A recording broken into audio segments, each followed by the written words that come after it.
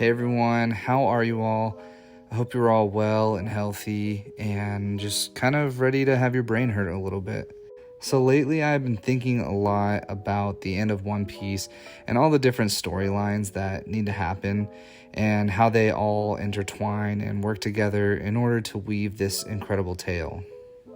And after reading chapter 1054, I got some weird vibes from Akainu that made me rethink him and his storyline.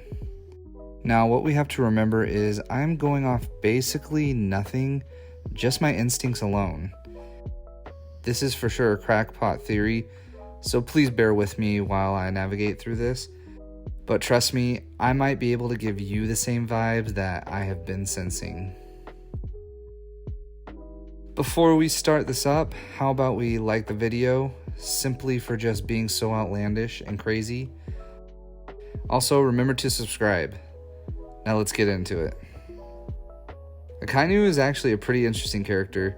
When we first meet him, we grow to learn the three types of justices displayed by the three admirals. Akainu easily becomes one of the most hated villains in the story due to his lack of morals and indiscriminately attacking whoever gets in front of him. So examples of this is we see him kill an innocent marine who runs away from the war because he is afraid to die. He fights Whitebeard fiercely and kills Ace mercilessly, although he is a pirate and that's kind of Akainu's job. Akainu even attempts to attack Kobe, who tried to stop the war from continuing and prevent further bloodshed. So overall, just through this arc alone, we can learn to hate this man. But then after the time skip, we find out he had an all-out battle with Aokiji and becomes admiral. Since becoming admiral, we just see him giving orders and has been shackled to his desk mostly. He uses his new position to display his mantra of absolute justice and rallied a new wave of Marines to enlist due to the draft. Although he may have a firm grasp on the Marines, I feel like part of him knows it is temperamental. Part of him knows that he truly answers to the 5 Elder Stars and Celestial Dragons. But what if his sight of justice doesn't have the same sense of his superiors? Then what do you think he'll do? I mentioned earlier that he indiscriminately attacks who is in front of him, but I can't see him going after a Celestial Dragon or innocent civilians for that matter. His justice is to rid the world of what he considers evil, no matter the cost. But what if his justice starts to waver when it truly is tested? What if his form of justice isn't actually the perfect way and he realizes this by a groundbreaking event? Well, what event could possibly enrage Akainu to his core where he questions everything, you may ask? What about the Great Cleansing?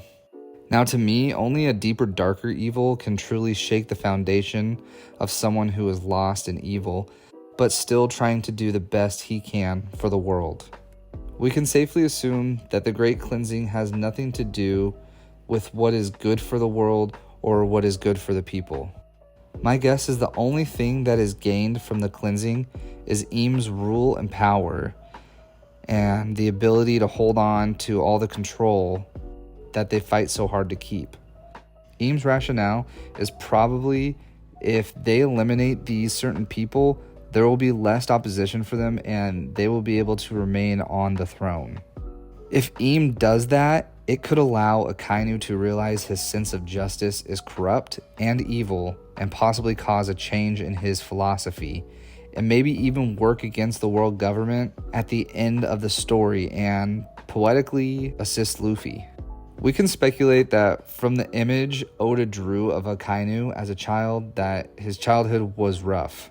He looks poor and sad and probably was put down by the ones in power and the ones who had money.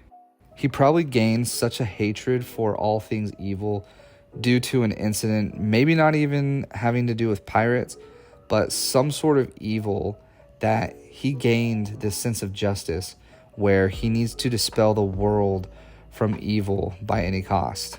His childhood was unfortunate and obviously the thing that molded him to become the ruthless killing machine due to his past.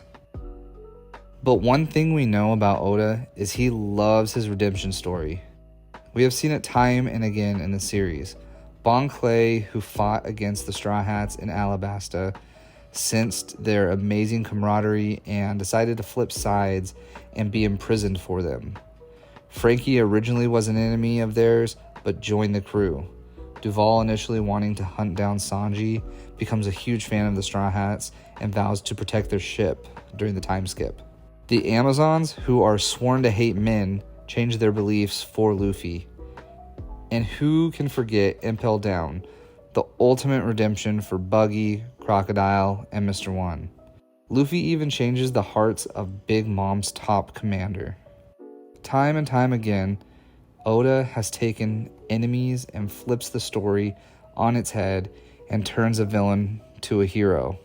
The ultimate form of this is Oda takes the one person we think Luffy can never forgive, the man who traumatized Luffy by killing Ace right in front of him, a man who Luffy should absolutely have no good feelings towards. What if Oda takes Akainu and allows him to be a character who realizes his wrongdoings and his flawed sense of justice and helps save the world of the terrible fate Eam is plotting to attempt? Before I finish off this video by discussing what I felt during chapter 1054, I want to talk real quick about Akainu's secret alliance he may have going. Now, since we learned about Drake being a Marine and secret agent of SWORD, there have been a lot of speculation as to who could be in this small group of spies.